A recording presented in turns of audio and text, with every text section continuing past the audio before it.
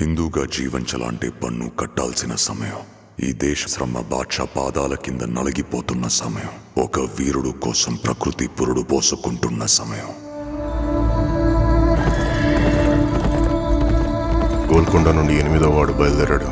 వాడు ప్రాణాలతో ఢిల్లీ చేరుకోకూడదు.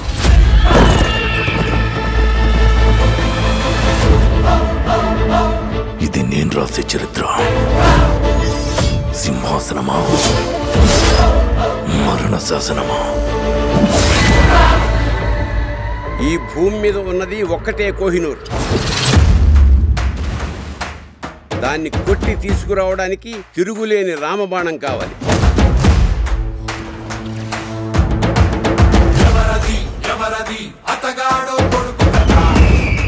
ఇప్పటిదాకా మేకల్ని తినే పులిని చూస్తుంటారు. ఇప్పుడు పులుల్ని వేటాడే బెబ్బుల్ని చూస్తారు.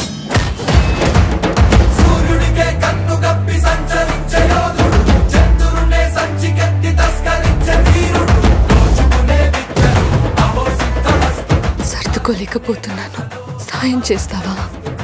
దశమి రోజు పంచమిని విడిపించాలన్నమాట. నేను రావాలని చాలా మంది దేవుడికి దండం పెట్టుకుంటా ఉంటారు, కానీ నేను రాకూడదని మీరు చూస్తున్నారు. వినాలి, వీరములు చెప్పింది వినాలి.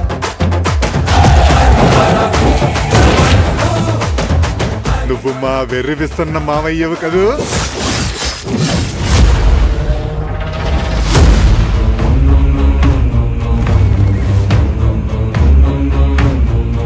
హిందూ దేశం మీద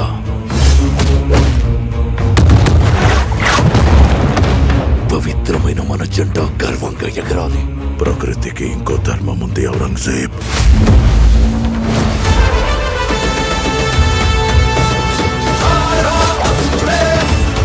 ఇది క్రూర మృగాలు తిరిగే చోటు.